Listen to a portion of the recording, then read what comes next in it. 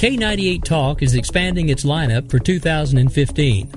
This means we are expanding our advertising base.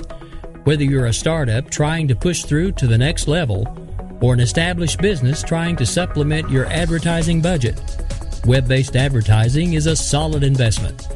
Thanks to Talk's newest partnership with TuneIn Radio and instant access to our sister station, K98 FM, we give you worldwide access at a reasonable cost. Interested parties should email us at sales@k98fm.com.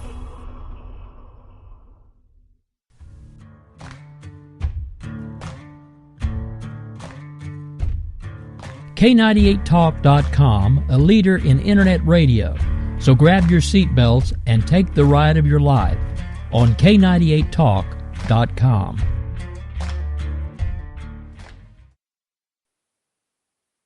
Off the Grid. And he's also the only person I've ever seen that could write, "My dog just rolled over" on Facebook and get like 62 likes. I'm also, just a correction, I'm the best looking person in social media too. Off the Grid with Matt Hochman and Beckett Adams. You have men in the United States Army running for cover and hoping the police show up. You know, the base is a soft target that's filled with brave Americans, but they got their hands tied. I'm sure the jihadists completely consider it a soft target. It's like a shopping mall, or like you said, a school. It's probably worse than a shopping mall, because at least here in Arizona, you're allowed to carry. In several of these shootings, Jared Lautner in Arizona, the Sandy Hook shooting, a number of these shootings always involve somebody who was desperately unhealthy in the head, but for some reason, the argument always turns into, get away from my gun. What can we do to maybe help people like this? New day, same time. Monday, 9 p.m. Eastern, 6 p.m. Pacific. Only on the 405media.com. You're on the 405.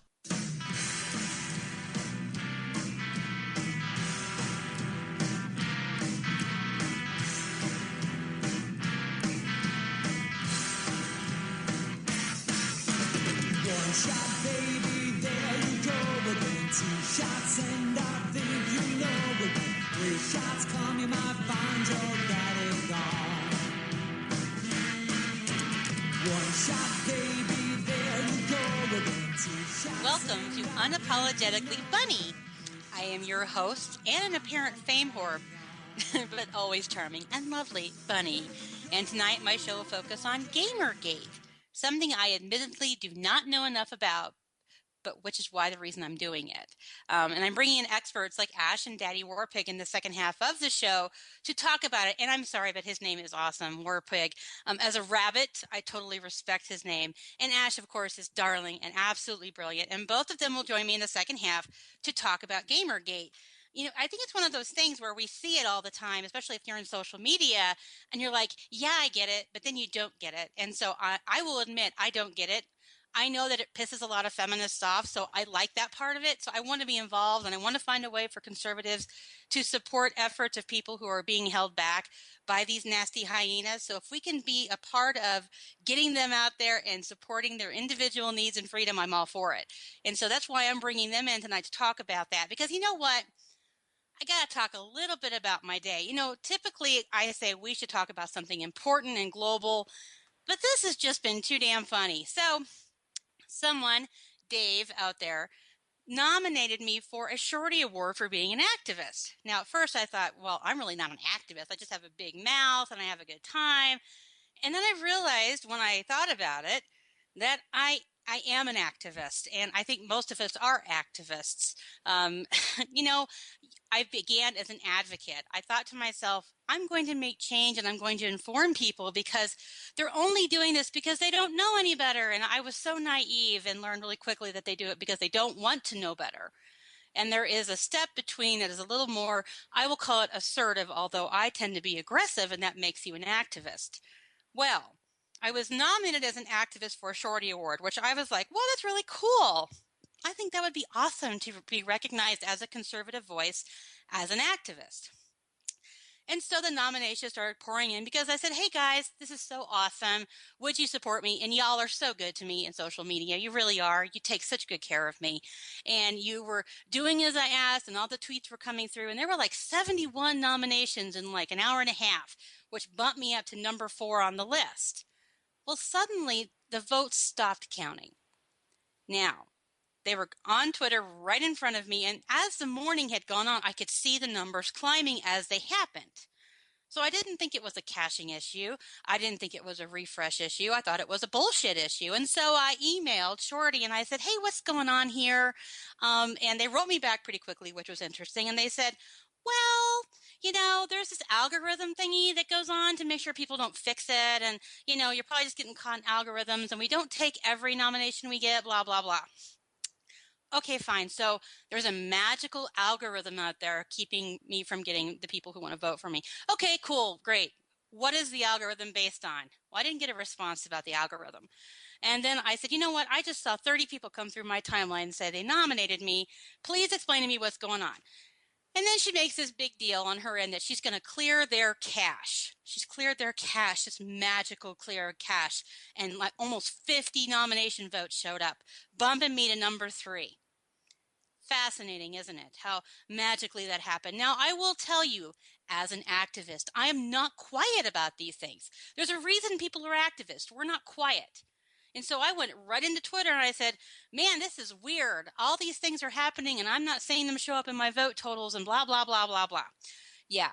Well, in doing all of this, I made the radar of a couple feminists, hyenas out there, which was really funny. Since getting on their radar, I have been nominated for a fame whore twice, which I thought was great. I'm going to get that tattooed on my arm, fame whore. I think that'd be awesome. And like one was a fake account, one was a comedian. I don't think they'll allow bitch on there, but that would have been awesome. If I get a shorty word for being a bitch, I would totally do that any day. But it was really interesting to see the reaction. And here's the thing, guys, looking at who Shorty has already nominated, because they nominate their own people for social media. Oh, and if you don't know what Shorty is, my bad, guys. Shorty looks at all social media, and they recognize different categories of people, and they present them with awards. And the category that I've been nominated in predominantly, besides fame whore, is activist. And so I'm looking at the other activists, and the activists that Shorty has decided to recognize already, there are 2 Muslims, Black Lives Matter, and then a wild card. And then the ones ahead of me were, against suicide, which is great. I'm against suicide. Then some guy with a paper bag on his head who only speaks Spanish, and some lovely Black woman who is all about animals and loving animals and animal safety. And that's all well and good, right? And here comes a nomination for an activist killer rabbit. And my whole piece is about kicking ass and taking names and reminding us about what freedom really is and about individual liberty. I don't really fit in with these touchy-feely types, right? I mean, these people are like, oh, save the trees. And I'm like, kill those bitches for messing with us. I mean, that is the difference in the activism. And so really, I'm looking at this and I'm trying to figure out, how does a conservative fit? Right? How does a conservative fit in activism? Because, they're all talking about the downtrodden. And I'm sorry, I'm not going to talk about some homeless guy pissing in an alley. That's not what I'm activating. That's not me. My whole point of being an activist is getting out there and reminding the country what it's supposed to be about and getting back there. I'm not out there chaining myself to trees. I'm not singing Kumbaya. I'm not braiding anyone's hair. That is not who I am. And looking at the differences, I'm reading these biographies. Of course, Black Lives Matter is really interesting, of course, because they have done a ton of stuff. I will give them that. They have a tremendous social media presence. They have done a lot in social media for being activists. But I'm looking at these messages and heal the world and kumbaya, and mine says picking up people and bopping them on the head, and I have a chainsaw. It was really actually a lot of fun looking at that. It gave me a giggle which I really needed, guys, because it has been an interesting, odd week. It started out with the death of Bossy Monica. If you guys are on Twitter, if you're not, please get on Twitter, get out from underneath your rock, because you should be there. I'm sorry, it is one of the best ways to connect with people you don't know. It is a great way to connect with people you agree with and disagree with, which is a great thing. But earlier last week, if you follow Bossy Monica, she had 70,000 followers in social media. Monica was a force. I guess that's what we'll call her. She was one of the first people that I followed on Twitter. I give her a lot of credit for being who I am today, for having followed her and watched her and learned from her. And she fell last week had a pretty nasty fall, and in falling, a few days later succumbed to her injuries and she passed away. Now, losing bossy Monica, beyond feeling horrible for her family, there is this huge loss for a lot of conservatives in social media. It has been an interesting week watching people come together. We actually were able to trend her name because her family came on and they said, you need to know she's passed away, but you followers, you all meant so much to her. And I think what we were doing in turn was reminding them of how much she meant to us. So on my show tonight, I want to spend a little bit of time honoring Monica for everything she did for the conservative movement, everything she did for this evil rabbit. Because when I first got on there, I was terrified. And some guy told me to die in a fire. And I thought that was it for me because, oh my gosh, he thinks I should die. And now I just giggle at that stuff. But Monica was an inspiration, guys. She took a lot of flack, and that's just part of being a conservative woman. We take a lot of flack, and I think that's part of why we're such hard asses, is we take a lot, but we give it back. But Monica was a lot different. Monica was able to be clever and witty, but she never really got mean. I get mean. I own that. I can be a real nasty bitch. I own it. It's okay. But she didn't have to do that because everything she did was almost regal. I don't know. Her Avi photo was beautiful. It was trees, and the trees formed a lovely face. And every time you saw her, you knew it was her. And since her passing, so many conservatives have put that as their Avi to honor her. So she's all over Twitter, even though she's really not there. So for me, I just want to take a moment on my show tonight to have a moment of silence. I know that's really hard for me, but I'm going to be quiet for just a few minutes to honor Monica and her passing. So this moment of silence is for you, Monica.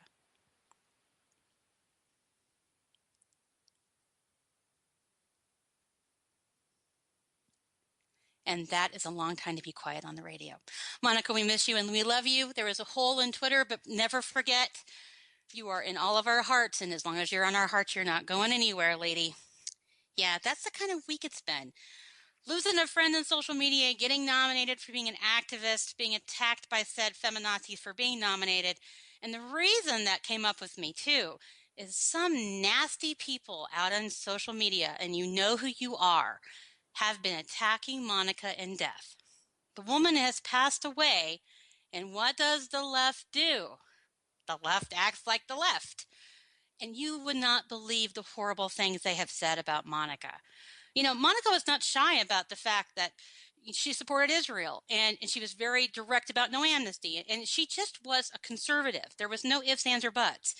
And people have attacked her for being racist. They have attacked her and said she's a bigot. They have said she got what was coming to her. And I hate to support drama in social media because it does take away from our message. But that is an important part of what we're dealing with ugly people who will go after a lady who has passed away, who cannot defend herself. So a lot of us have stepped in and defended her, and we're way meaner than Monica ever was. I made a joke to my husband. I said, God forbid I pass away too early because the amount of hate on Twitter will probably blow it up. That I'm gone. They'll be so glad that dumb bitch is gone that they will blow up Twitter because I'm 3 times meaner than lovely Monica was. And yeah, so if it was me, can you imagine? Oh boy. Yeah. So anyway, I had to have a light moment on that. I'm going to take a short break. And when I come back, I do have this week's top 10 douchebags. So stay put. You're on the 405. Hey, are you conservative in the world of liberal? Yes. Yep. Mm-hmm. Yeah! Well, you're not the only one. I'm Daniel Stafford, host of the Stafford Voice. Each week, I'll bring you the events, and together we'll learn about how they affect you. So sit back and get ready to laugh and cry your way through the good, the bad, and the ugly of talk radio. Every Thursday night at 11 o'clock Eastern, right here on the 405. Remember, the bigger they are, I am Remy. Unapologetically, buddy!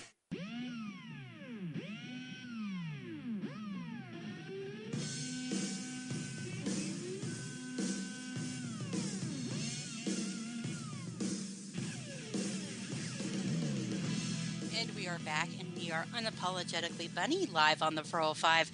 And I'm reading through the chat. Y'all are some funny people out there. Someone says it is about time to open the bag of douche. Wow, that was gross, but funny. Thank you. And you're absolutely right. It is time for this week's top 10 douchebags. Now, as many of you know who have been listening, and if you haven't, shame on you. But if you have been listening, you know that the top 10 douchebags come from the good people in social media who send me their nominations every week when I ask for them. Sometimes we'll pop one in ourselves here at Unapologetically Bunny, but 9 times out of 10, they come from you good people who have pissed you off. So, getting started at number 10 is fans of The Daily Show crying over Jon Stewart leaving. Oh, lordy, lordy, Jon Stewart is leaving. Oh, it's the end of the world. Yeah, I'm all torn up inside. You know, I got to tell you, and I think it was, oh gosh, I want to give her credit, and it will come to me later. A good friend said something along the lines of, you guys realize Jon Stewart has writers. You know, he's not up there making this stuff up as he goes, like we do on the radio. He has a teleprompter, and someone else who's smarter and funnier than he is has written this stuff. And yeah, so it'll still be the same content. It just won't be the same dude doing the content. So it's not going anywhere. And I realize many on the left get their news from Jon Stewart because that's just who they are. But I promise you can get your laughs on MSNBC just as easily. And y'all are douchebags at number 10. Number 9 is Vice President Joe Biden for saying he missed his old butt buddy from Iowa. Wow. You know, I will tell you, on the radio, I have sometimes said some stupid things. I have gotten talking and maybe forgotten what I was saying. But I have never said, I can't wait to talk to my butt buddy so-and-so. You know, no. It's really funny. And, you know, in my brain, I was combining some things he said before because, yeah, it's funny. The whole, I miss my butt buddy, they'll put you all in chains. And some other people were doing the, gosh, what was it? The pew pew and my butt buddy. Because the butt buddy is just really probably the funniest damn thing on the planet from a vice president of all things. We know he says stupid things. The man told a guy in a wheelchair to stand up. You know, we know he's not bright. But using the term butt buddy, yeah, that's bad for even Vice President Joe Biden. And he's a douchebag at number 9. Number 8 is Sally Cohn. I know, guys. She keeps making the list, but she keeps saying stupid shit. So this is what happens. Sally Cohn for her comments on Islamophobia after the 3 Muslims were killed in North Carolina. Forget the reports that the gunman said that he was killing them over a parking space, and we don't know if he's telling the truth or not. He could actually just hate people who have religion. But here's the thing. The dude was an atheist or an anti-theist. Let's call him an anti-theist because there are plenty of good atheists out there who don't hate religion. They just don't believe in God. And they don't care if you believe in God or not. It's not their problem. They just don't. So let's call this man an anti-theist. He hated religion. If he didn't kill them over a parking space, he killed them because of a religion, not because they were Muslims. You know, it could have been any religion because he hated all of them. So it was not Islamophobia, and I hate this word. I can't even say it. It was not Islamophobia. It was not Christian phobia. It was not Jewophobia. He was a crazy bastard and killed people. Let's talk about who he was. He was whacked out, nuts, and hated people. And let's not forget that he was a leftist anti-theist. Boy, the media has really been trying to tie him into conservative and religious people, but boy, howdy, he's just not. And I think that's really funny. So, Sally Cohn, and your comments about Islamophobia and exploiting a situation to prove your lackadaisical and false agenda, you are a douchebag at number 8. At number 7, this person wrote, I'd like to nominate the MSM for your D-bag list for blaming American Sniper for the Chapel Hill shooting. Are you kidding me? I get it, lefties. I get that you hate our military. I get that you hate that we have an American hero who is not your president. I understand that you have a problem with this. I understand you're big-ass babies and you can't deal with the reality of war. But this is absolutely repugnant. To blame a movie for 3 people losing their lives in North Carolina. Wow, that's low even for you guys. And you do a lot of nasty stuff. So for me to say that, that speaks a lot about what you're doing here. So at number 7, MSM, as usual, you are a douchebag. Number 6 is Howard Dean. I wanted to yell like Howard Dean, but I don't want to hurt you guys. Howard Dean, for asking how well educated Scott Walker is. Hey, Howard, How well educated is Obama? Hey, let's go that route. You know, guys, I have been talking about Scott Walker since 2010. I have been pushing him as a conservative leader for a long time. And I know he's not perfect. I know things are coming up. Well, what about this budget thing? What about this amnesty thing? I get all that. But here's what I think about Scott Walker. The man has beat the unions. I mean, Wisconsin is not like this little red state. They're not even purple, guys. They are blue. And he went in there and he took it to the unions and he beat Democrats 3 times in 4 years. That scares the hell out of them. You know it does. And if we can do that nationally, they're done. They're done. And so that's my guy. So clearly, Howard Dean has a problem. Howard Dean's worried. So Howard Dean wants to talk about his education. I tell you what, Howard, I'm happy to talk about Scott Walker's education. If you're happy to talk about Obama's education, let's have a chat. I'm good with that, Howard, but you're still a douchebag at number 6. Number 5 is Kanye West. Yeah, for once again acting like a jackass at the Grammys. Can they not block this dude? Can they not say, you know what, he's been a real pain in the ass. Let's just not let him in anymore. And as for Beyonce, again, wasn't it Beyonce the first time? It was, what was it, Taylor Swift one or something? And he said, I'm going to let you finish. Well, now Beck wins, and he again is bitching that it's not Beyonce. If I was Beyonce, I would be kind of creeped out, to be honest with you, because that's a little bit weird, and he's just absolutely obnoxious. So sorry, Kanye, I'm not going to let you finish, and you're a douchebag at number 5. At number 4, did you guys see this in the news? The IRS has been nominated because they are giving illegals refunds, even though they've never paid taxes. Think about that for a minute. Hello, criminal. Welcome to our country. And here's a refund. What? I'm sorry. Are you? No, I don't understand that. You know, we are looking at the IRS. It was targeting conservatives to keep us from having a voice in that election.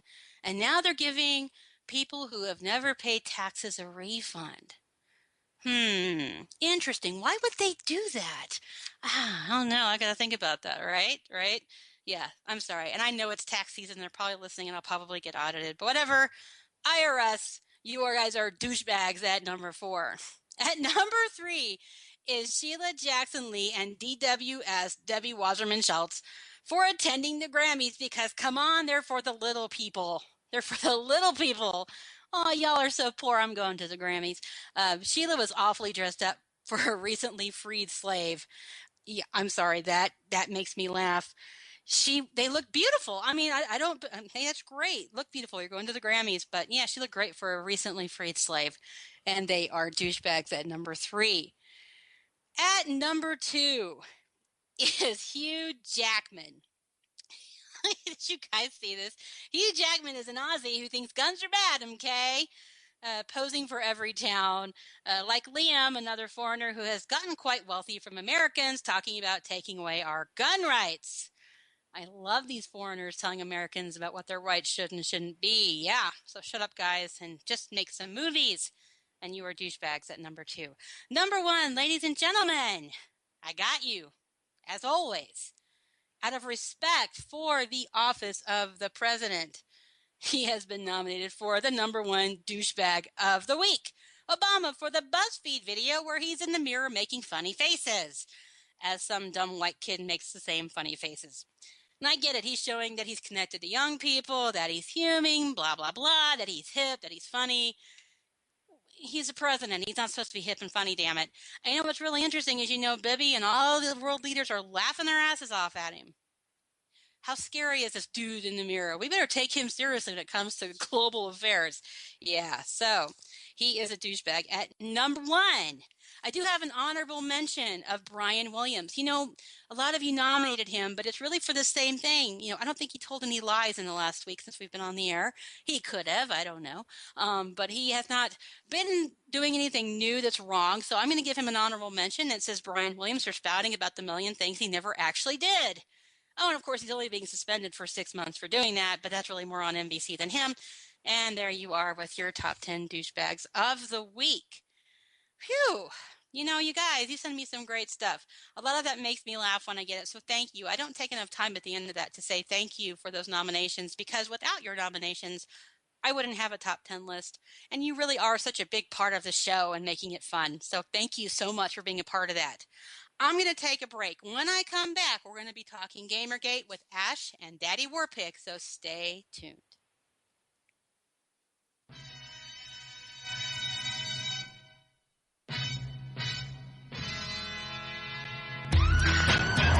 On the 405. A show that will change internet radio as you know it. Here come the spy dolphins. I sold my food stamp money for Doritos and wheat. I call them the Mary Kate and Ashley of outrage. Bras are completely racist. End all bras. A show that is different from those that aren't so different. Real serious nonsense. Thursdays, 10 p.m. Eastern, right here on the 405. Oh. Obama, Obama, oh, oh. Obama, Obama, oh, oh. Obama, Obama, oh, oh. Obama, Obama. This here's that new hit, Michelle Obama, the floatist. This one's for the middle class. This term's my last. I got work, you see. Free community college and roads to fix in the city. Got vacation days to use up, and damn, my golf shot's pretty. I'm too hot. Hot damn. Climate change has got me on fire, man. I'm too hot. Hot damn. Teabaggers call me a liar, man. I'm too hot. Hot damn. Hope it change. You know who I am. I'm too hot. Hot damn. And the redistribution of money. Check it out. Tax increase, hallelujah. Woo!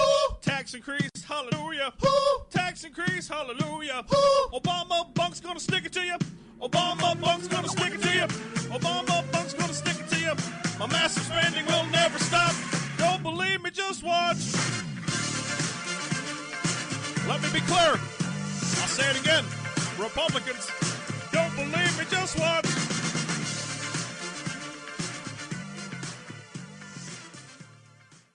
I feel pretty. Don't make her angry. You wouldn't like it when she's... Told you. Unapologetically bunny.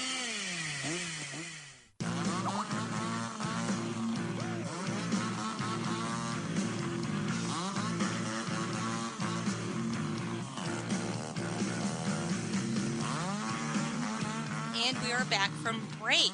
Thank you for staying put. You are an Unapologetically Bunny with the Bunny. In this half hour, we're going to be talking about Gamergate. Now, if I haven't broken my Skype, I have both Ash and Daddy Warpig on the line. Are you guys there? Yes, yes, I am. Yay! I didn't break it. This is such a good day. Oh, I'm so glad. Hi, guys. How are you tonight? Same as always. Is that good or bad? It depends on who you are. I gotcha. Ash, are you there? I am here in all my funk puppet glory.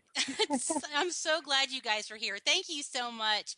I was admitting to how dense I am about this topic earlier in the show.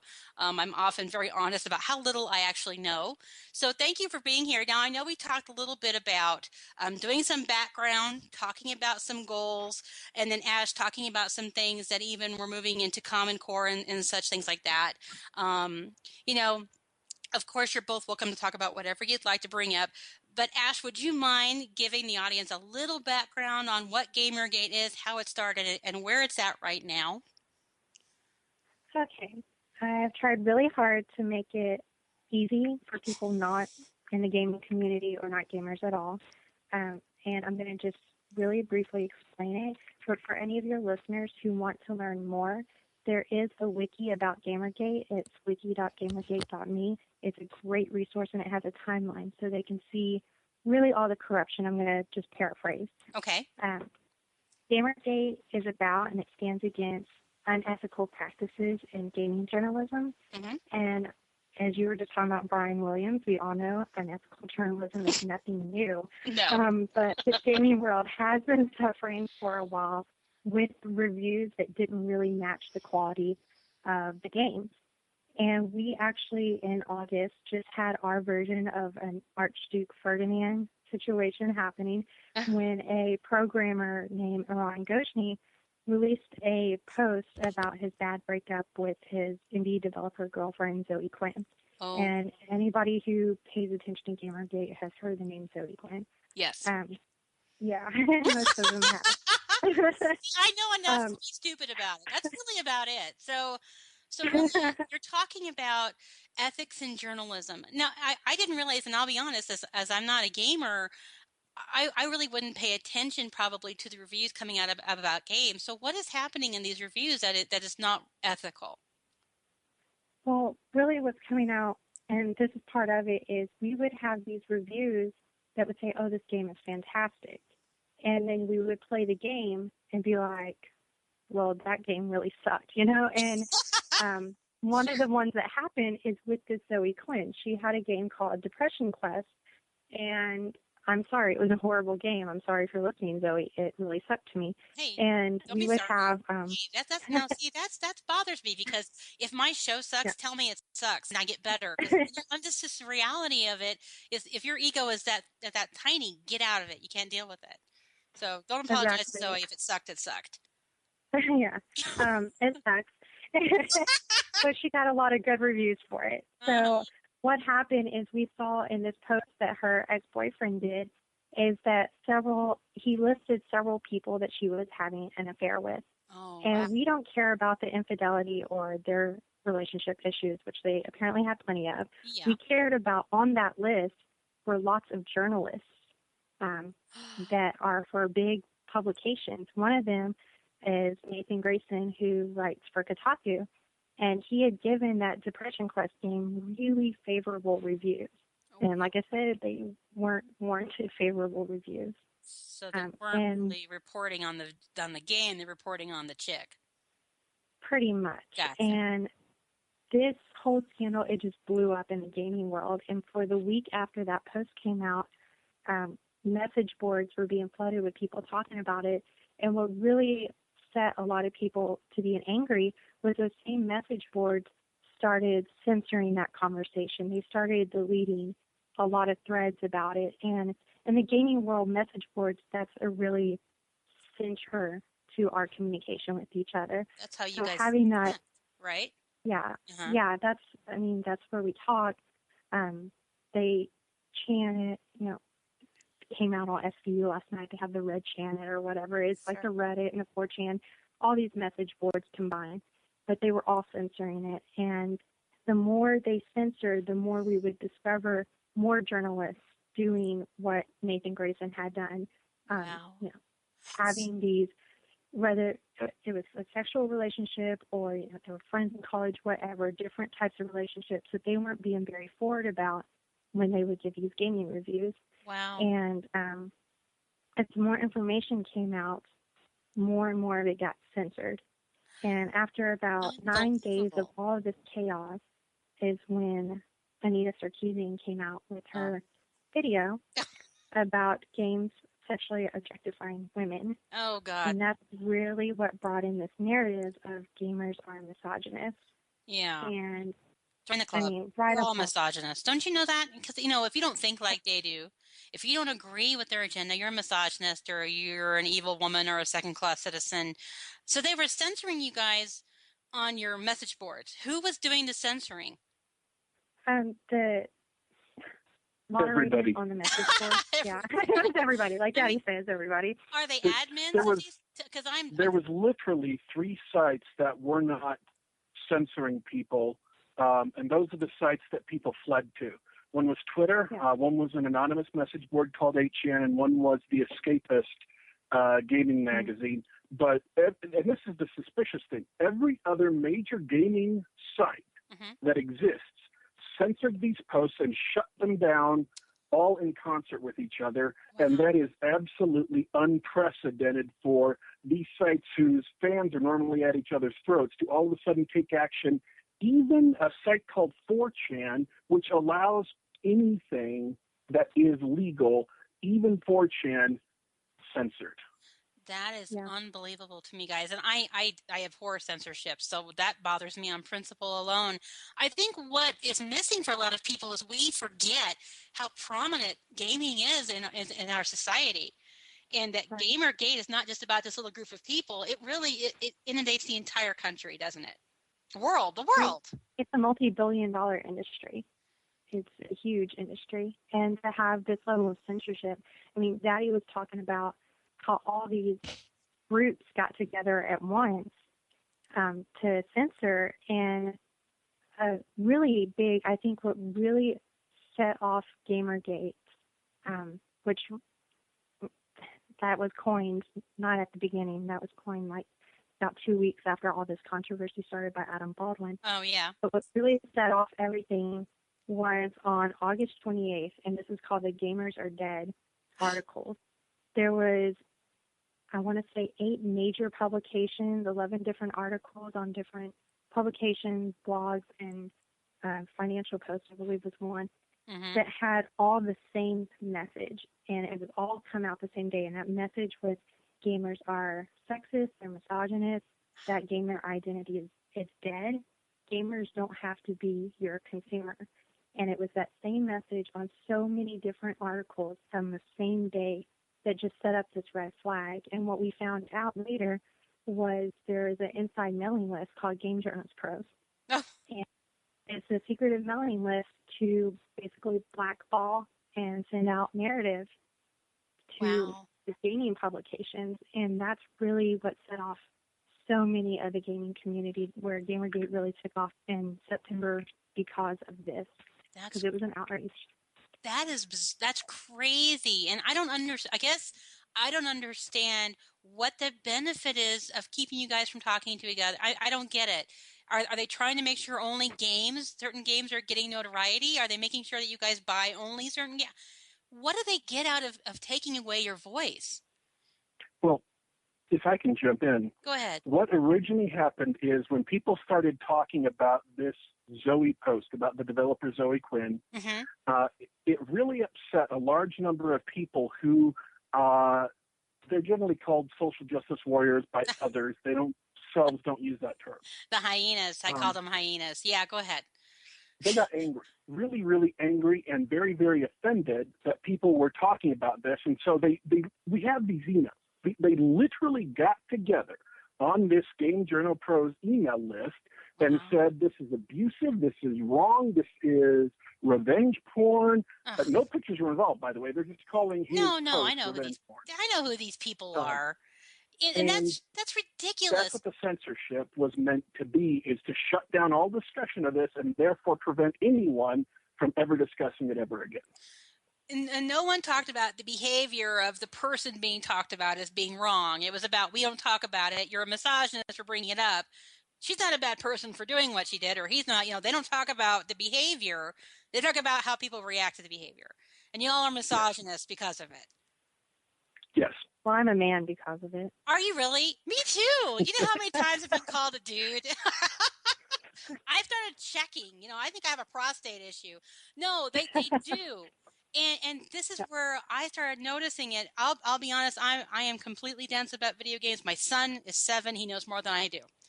I own that.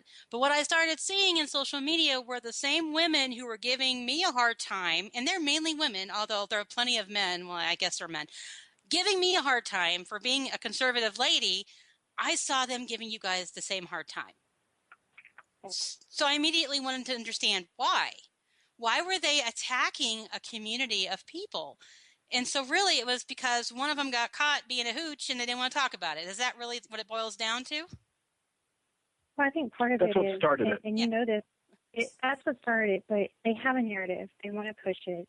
And anyone who doesn't fit that narrative, because their narrative for Gamergate is young, white man.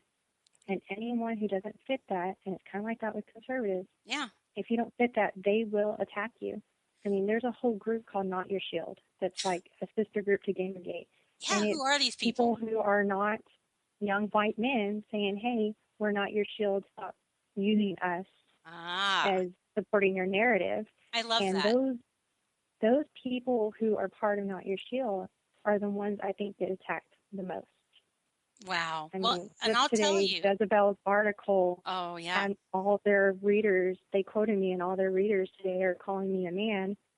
And I've been dealing with that all day, getting trolled. Gosh. So I'm it's sorry. Just something. Oh, girl, you know I get worse.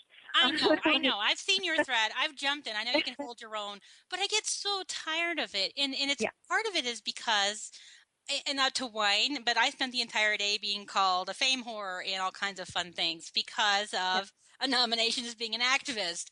God forbid I'm a woman and I'm not a feminist who's an activist, because that makes me, I'm a man or I'm a misogynist.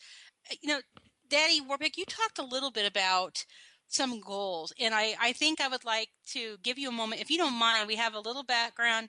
What are you trying to accomplish now in this movement? What are you trying to move toward? Well, I spent the first 3-4 weeks listening to everybody the first 3 or 4 weeks I was involved, listening to everybody in Gamergate. And out of that, I distilled what seemed to be 3 common goals that everyone had shared. First one of which is we want media outlets to implement professional ethics and enforce professional ethics policies, such as the Society of Professional Journalism's Code of Ethics. Mm-hmm. There are other code of ethics for other industries, like there's an entirely separate one for food magazines talking about how to do ethical reviews. And if they wanted to take in some of that material or just write their own, whatever it is, as long as it was satisfactory and it was actually enforced, we'd be fine with it. That's our number one concern. Sure. The number 2 goal is we want games media to stop abusing their customers. No way. Are you serious? Come on. That seems like a really big one. They should be nice to people who give them money. Surely you jest. Are you kidding me?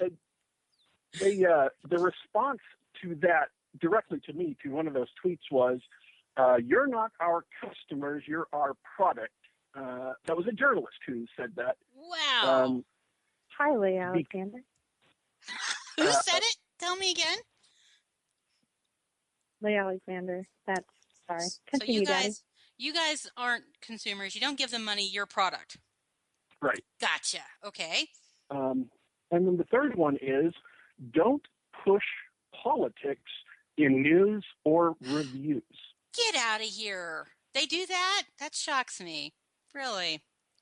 Wow. A lot of Games Journal Post emails were them discussing how to boost or give positive publicity to games who were either made by friends of theirs or sexual partners, whatever, and then how to blacklist and shut out games that were made by people, either the content of the game offended them politically or the people themselves offended them politically. And so offensive.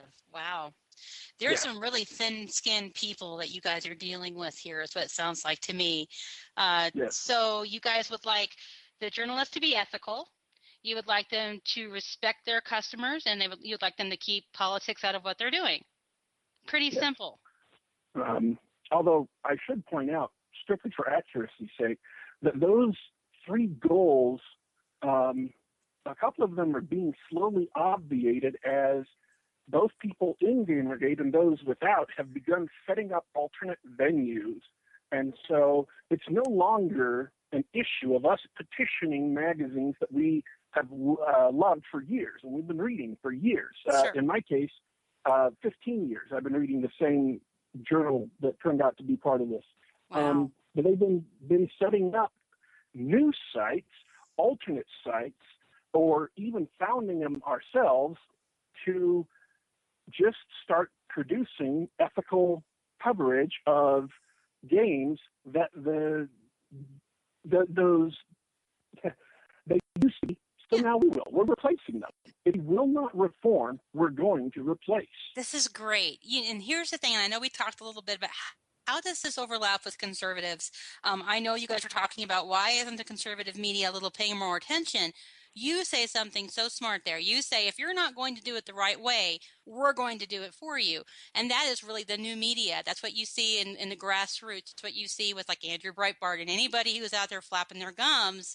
It's the same thing.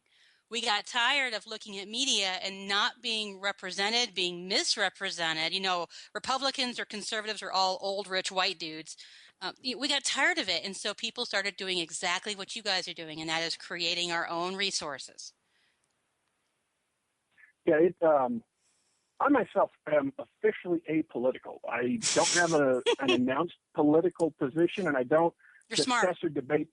You're smart. Don't discuss or debate politics. I'll discuss some facts, but generally speaking, I avoid political issues. But at the same time, I recognize that the motivations behind a lot of this are political. Yes. And so even though for me it was a fight to preserve ethics and a fight to preserve freedom of speech in the gaming industry, and that's something I haven't mentioned till now, but I'll do it very, very short. Go ahead. Very, very quickly. These same journalists were also organizing and heaping pressure on developers to make them, when they made games, conform to a list of ideological, to a checklist of ideological concerns. That if they didn't, they would get destroyed by the media. So what kind of, do you know what kind of I can't say the word, what kind of concerns they had with what they were developing? What were they demanding? Well, they were demanding basically, again, this is social justice warriors. They didn't like how many women were main characters. They didn't like the races or sexual orientation of the characters. They didn't like how, don't like violence. If a woman is hurt or in danger, then that's called the damsel in distress. But if she's out there kicking ass and doing great, and that there's another term for it that I can't repeat on the show. Sure you can. They call that trope the fighting fuck toy. The fighting fuck toy. So either they're a damsel in distress or a fighting. So either way, the woman loses in their mind. Either you can't take care of yourself or you're some sex thing. Yes. Gotcha. And developers were being required to submit to these political demands under the threat of bad publicity. And that was something that came out later than I made that original list. Was we didn't realize at the beginning we were also fighting for freedom of speech, freedom of creativity, artistic freedom in the gamer community. We didn't know that this was that big, that it isn't just journalists, but there are academics involved, there are developers involved, corporations who own development studios. There are people who are embedded in an independent gamer association, the IGDA, Independent Games Developer Association, who are also part of this coterie of people who are all friends, who all share the same political beliefs, and who are all pushing people in that direction. So, we didn't know there were judges for gaming festivals that were also involved. This is unbelievable. It was a very, very huge story of corruption, and nobody was reporting on it until we started causing a mess, and then the emails were leaked to Milo Yiannopoulos over on Breitbart.com. Sure. And he was the first person to write about it. That's good. Well, and I think you mentioned one of the organizations, and I can't, because you mentioned several, and I'm blonde and can't keep track. But you talked about, I made a list. There was a block list by one of them. It was the IDG, whatever it was. They had like 10,000 people on this automatic block list that they put out. And I was on this list. I have never interacted with people at that point. Now I have. But at the time, I had never really been involved with Gamergate. I've pissed a lot of feminists off. I mean, I have a badge. I love it. But I had not been involved in Gamergate, and I made that list. I'm like, I'm number 9,321. Oh, my God. Who are these people? Now I'm figuring out who these people are. It's just because you follow me. Because I followed you. Serious. It was that poorly programmed, and I won't say who programmed it because she hates me so much. Oh, well. But it was that poorly programmed that if you follow me, you are on that list. And here I thought they just hated me because it was me. Damn it, Ash, come on. Let it be about me. But now they hate me. It's true. You're not the only person who ended up on that list accidentally. Actor Tay Diggs ended up on that list accidentally. He follows me, just FYI. KFC. He follows me. Kentucky Fried Chicken ended up on the list accidentally. Stop that. And IGDA named these people some of the worst abusers and harassers on the internet. Everyone on the list. Yep, that's right. Woohoo. Which also include Bullying Ranger, who's whose entire shtick is every 12 or 14 hours they pop up and say, "Don't bully." That's what their account does. They're on Twitter, but they got listed as one of the worst harassers on the internet by the IGDA, and last of all was the chairman of the Puerto Rican IGDA office. They themselves blacklisted one of their own board members. Oh my gosh! And he was very upset about it. I wonder why. Sorry. But these people they're very thin-skinned. They don't seem all that bright to me. How do they get to these positions of any authority? I don't understand enough about the community to understand how they got any authority to begin with. Or do they not have any authority and they just think they do? It's a mix and match.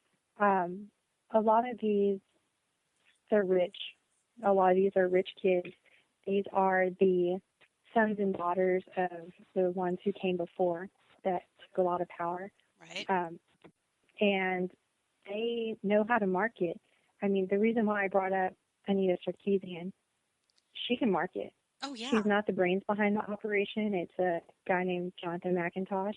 Mm-hmm. But I know can sell Jonathan. herself. I know Jonathan. Oh, yeah. Oh, yeah. We all know Jonathan. We all know Jonathan. He has a hashtag for stupidity. He has a bigger vagina than I do. You know, I'm sorry, that was mean. She do like a whole piece on Christmas carols being sexist. Is that her too? That was her. Oh, yeah. she's so charming. And I share that. She's so charming. Okay, so we have a bunch of people who don't want us to have video games with sexy women in them, or women who are damsels in distress. So they were complaining about races of people. How did they know people were gay or straight in video games? Unless it was specifically mentioned in the game and or in background material or interviews. Most of that came up in role-playing games if there was some opportunity to engage in romance with a gay character. That's the only way you would really know. But it still upset them that there weren't characters who were openly, defiantly gay. Okay, so they have certain ideas that need to be in video games, and since they were not there, video games were misogynistic and bad, and the people who liked them were also bad. Am I following you the right way here?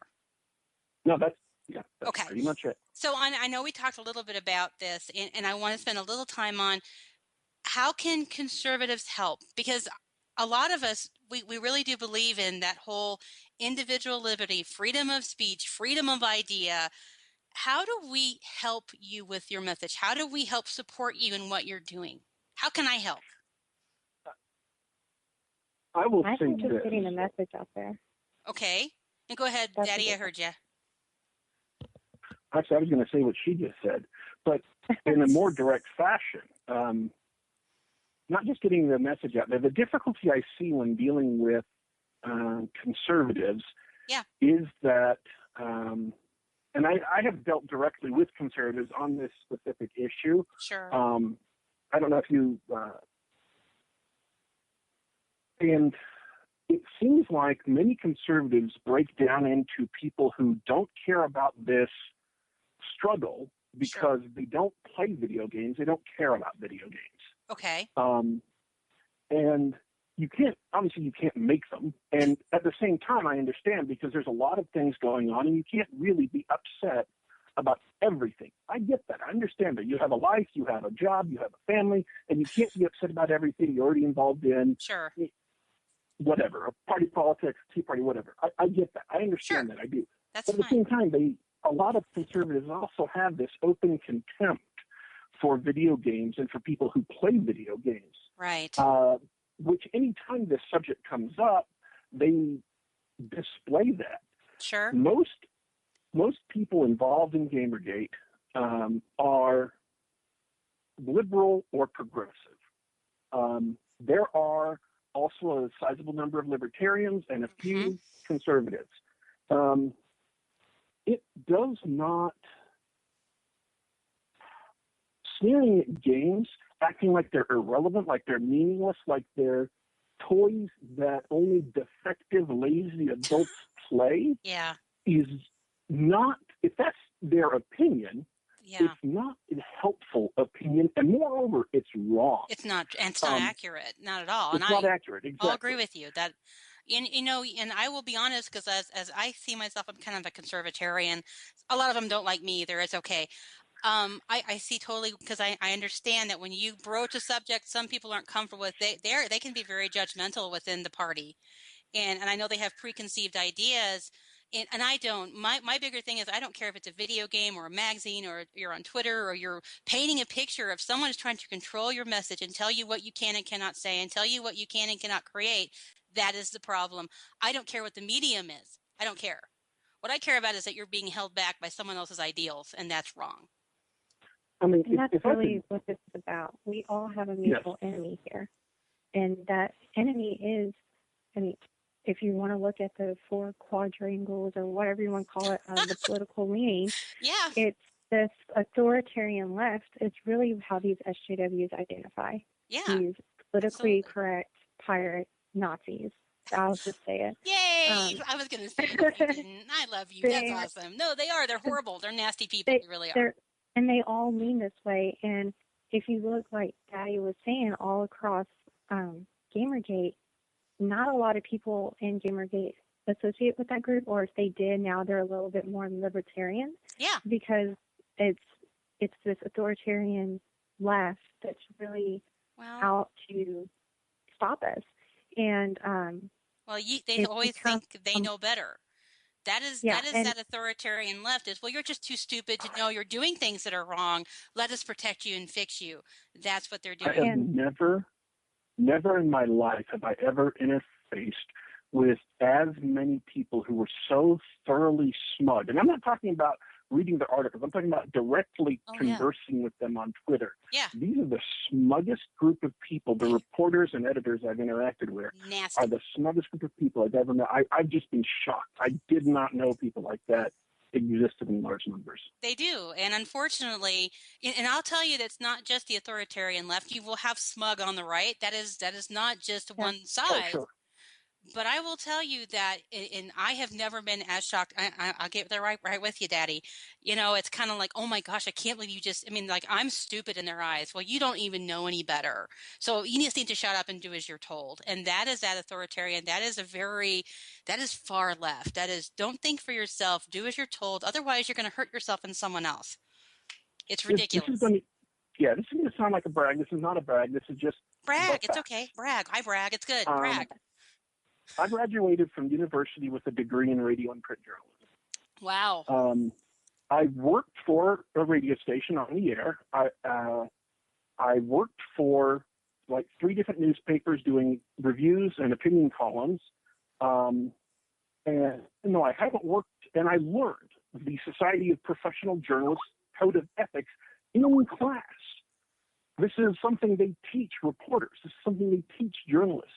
And so I know real journalism. I know real newspapers and the inverted pyramid style and how to take something from the AP and chop it off and stick it on the page. I learned all that stuff. Real journalism. There are rules. Yeah, there are rules.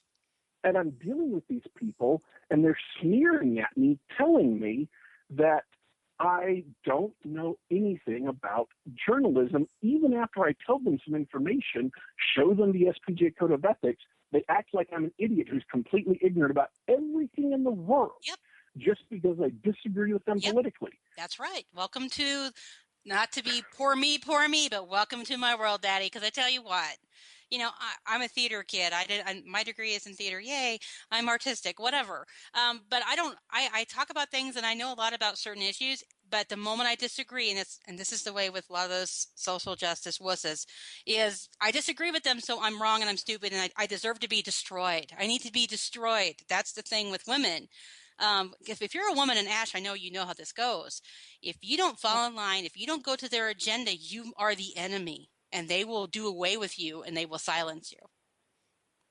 I know, Ash, you go through that all the time. With acid in the face, they will silence you. Yep. They will do whatever they can to silence you.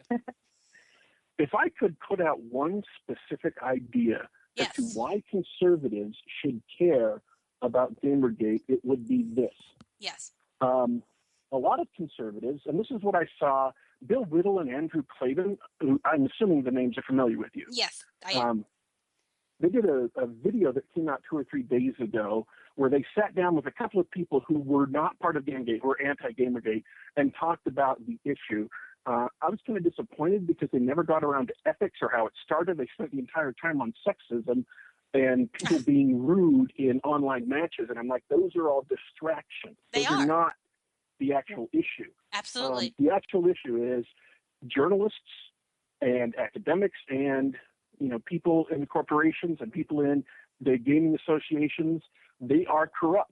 We know this. We have proof. This is indefensible. That's it. That's the issue. Yep. They're corrupt. This is indefensible. Everything else is a distraction. I agree.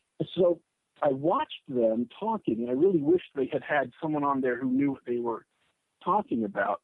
But if I could put it to that crowd who doesn't know a lot about games and doesn't care a lot about games, the fact is this: even if you disapprove of games like Grand Theft Auto or other similar games, Postal, whatever. I love that game, but yeah, go ahead. And I can understand, looking at their value system, why they would disapprove. Mm-hmm. I'm not going to condemn them or say they're bad people. The fact is, they're only using those games as an excuse to get the power to censor. Because, and they have.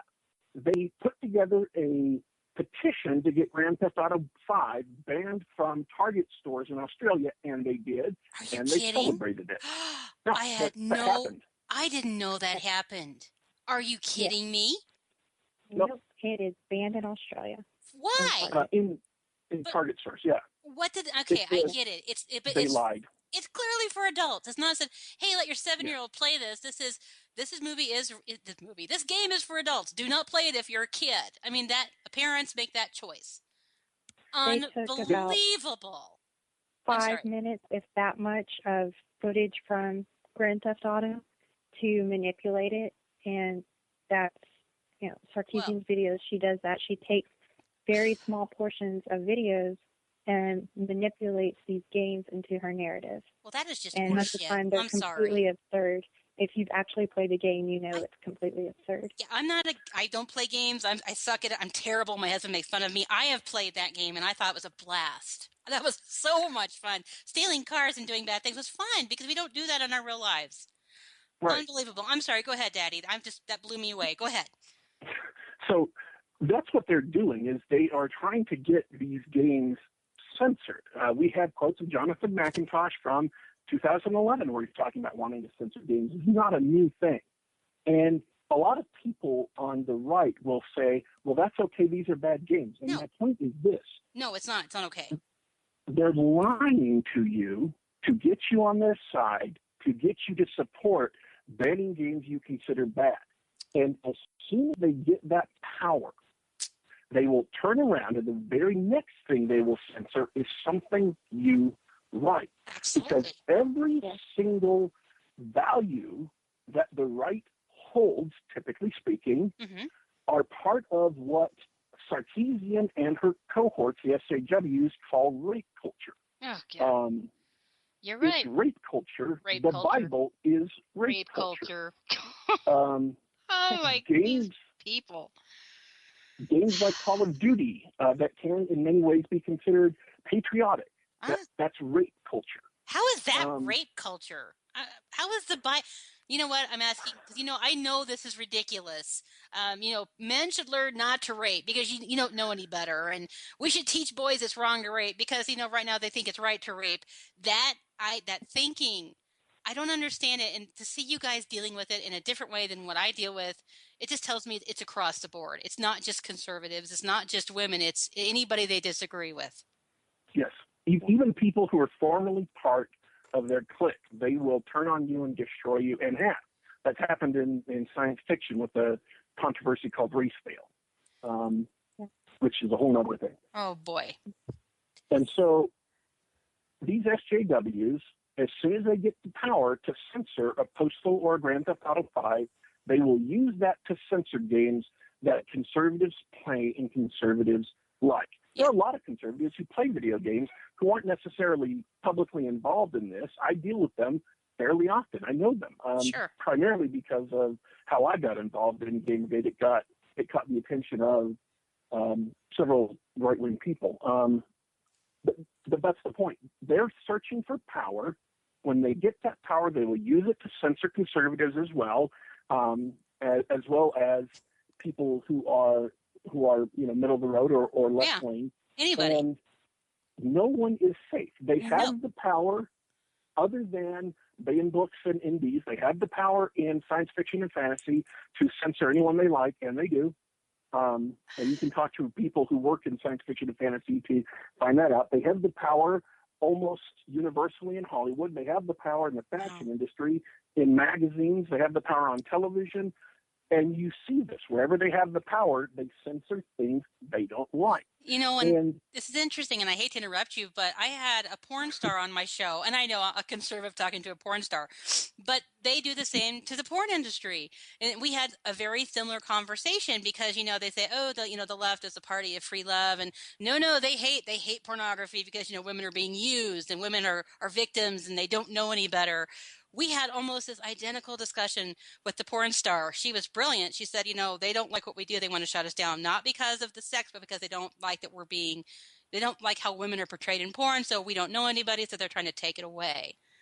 Yes. Same industry. I mean, same thing. We have a prominent, there's a porn star who's a prominent member of Gamergate. She graduated with an engineering degree and does porn now, and she's part of Gamergate. That's great.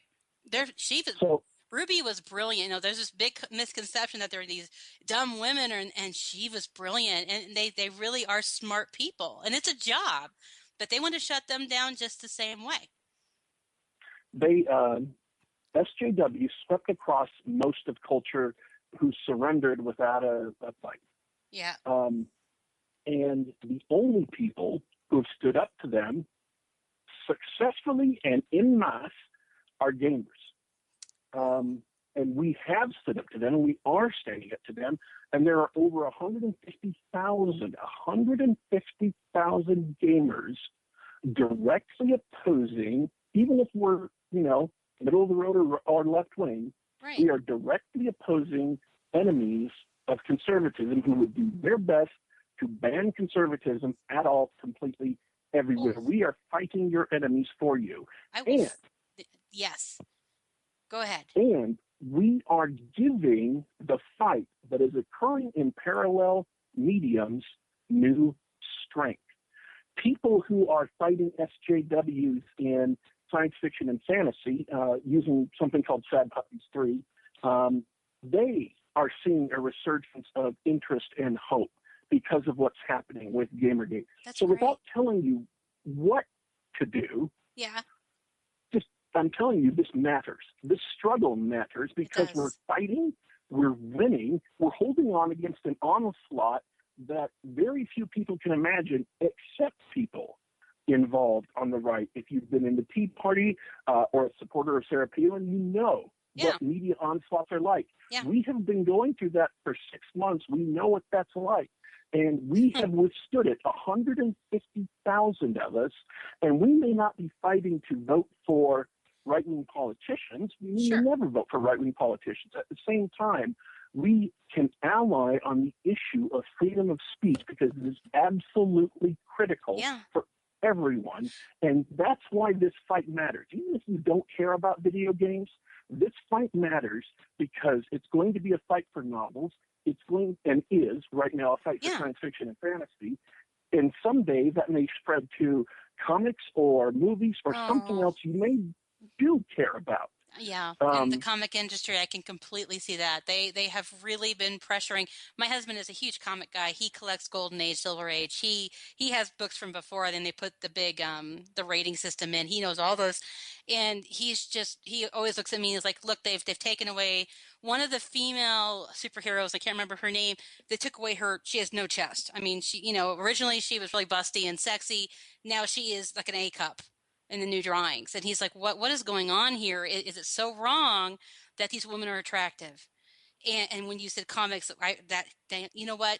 You're absolutely right as far as working together because, our goals are really the same if you think about it. My whole goal is not, well, please vote for XYZ. My goal is this country is in trouble. I need your help. Let's work together to make sure we fix it. That's the big thing for me. I don't want censorship. I don't want people telling others how to think and what to say. And I think that's where we connect. And if I can find somebody to lead this country who does the right things, I'm going to say, hey, you might want to look at this person. That's who I am. But ultimately, big picture for me is making sure that we protect that freedom, because that's really all we have. And it's important to everyone. It's important to everyone on the right. It's important to everyone on the left. It's one of the strongest buttresses against totalitarianism. By the way, that's the one political principle I openly advocate on. Yes. Is I have a thoroughgoing and intense hatred for totalitarianism in all its forms. I agree with you 100%. I hate it. I hate it. I hate someone telling me what to think and do and what to say and how to feel, and all of that drives me nuts. And I think what you're going to find is that, you're still going to run into conservatives who are like, video games are stupid, whatever. But you're going to run into people like me who want to get involved, who want to find a way to connect, because there is strength in numbers, and you clearly have the numbers. We're getting the numbers. 150,000 people is great, you guys. And I can tell you, I have a little bunny army of about 40,000 people who sometimes listen to me. And I'm going to tell them, guys, get involved and listen, because they should be listening, because we should be working together. We should be finding a way to stop them from telling people what to think and feel and say and do, because that drives nobody crazier than people in my group. I'm sorry, it just doesn't. You guys, I kept you on longer than I promised you I would. I apologize for that. But I really wanted the background, because I feel like, I want to get in this fight, and I don't know enough about it to support and protect and get in there. Now I do, so now they're really in trouble. Do me a favor. Tell people, Ash, I'll start with you. Tell people where they find you in social media so they can follow you and learn more. All right. I'm Ashley Phoenix at ASHPNX. And right now I'm on Twitter, but I'm starting a blog, so y'all can follow me soon. Ooh, when you get your blog, please send me the link. I will make sure and share it with everybody. Daddy Warpig, where do we find you? I have a blog where I do a daily post of geeky stuff. Sweet. Like a box of chocolates. You never know what I'm going to throw up. One post a day. A little bit of joy to get you through your day. That is at daddywarpig.com. I love that, daddywarpig.com. I'm Polita Bunny, so I totally dig the pig part of it. So daddywarpig.com, and where do they find you on Twitter? At daddy_warpig. And are you anywhere else out in the social media sphere? I also do a weekly hour-long live podcast on any geeky subject. No controversy, nothing about Gamergate or anything else. It's all fun. Sunday night, 7 to 8 p.m. Eastern Standard Time. It's to relax from the week that you just had that's all stressful, get you ready and loose for the week to come. Again, we talk about comics, movies, TV shows, video games, books, role-playing games, tabletop gaming, anything geekish goes. Awesome. The easiest way to find that, it's called Geek Gab, but there's like 2 or 3 of those on YouTube.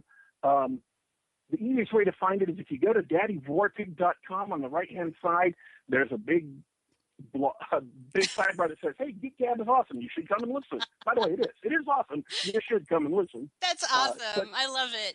It is awesome. I'm just going to vouch for him. It's awesome. Send me the information, because if you see me on Twitter, I am happy to share your information with my groups of folks. I will send people your way. I can't thank you enough for spending more time than I made you promise me. So thank you so much. You guys are so brave. And I know it sounds silly, but it really is brave when you're standing up to some people who really would destroy you for not agreeing with them. I completely relate. So from the bottom of this evil conservative's heart, I appreciate what you're doing. I am listening. I'm here, and I'm going to work with you. So thank you for being here. Thanks for having me on. Anytime. Thank you. Ash, stay out of trouble. Okay, right, bye. Thanks, guys. Bye. Oh, okay. So I know y'all noticed in the chat room that, and I see you, and there are also so many of you in there. Thank you for staying put. We ran over a little bit tonight. I knew that we would do that because I kind of figured we might, because the Gamergate people, Ash and Daddy Warpeg, they were so amazing, and I just knew they would bring so much information, and I really wanted conservatives to listen to their side of things, because to his point, we really do. There are too many of us who go, oh, really not my problem. It is all of our problem. And so, guys, thanks for hanging in there and listening. I tell you what, I guess I'm just taking a break, because I'm going to be sitting in tonight for Angie. She's not feeling great, so I'm going to sit in and hang out with Pointless Pole. We're going to take a little break here with the station, and then we'll be back with real serious nonsense. So keep your asses in the seats, and we'll be right back. Talk to you shortly.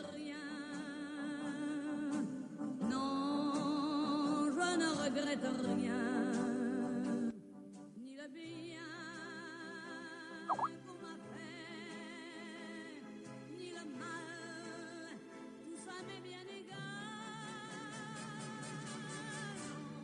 Non, rien de rien, non, je ne regrette rien.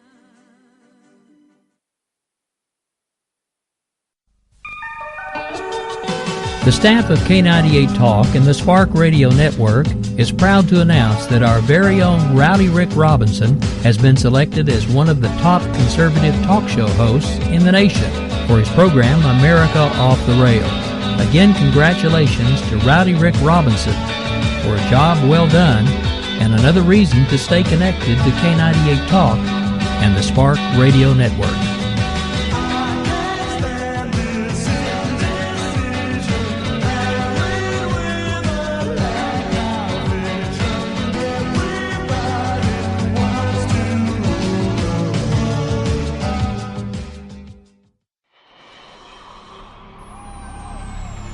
K98 Talk is expanding its lineup for 2015. This means we are expanding our advertising base. Whether you're a startup trying to push through to the next level or an established business trying to supplement your advertising budget, web-based advertising is a solid investment. Thanks to Talk's newest partnership with TuneIn Radio and instant access to our sister station, K98 FM, we give you worldwide access at a reasonable cost. Interested parties should email us at sales@k98fm.com.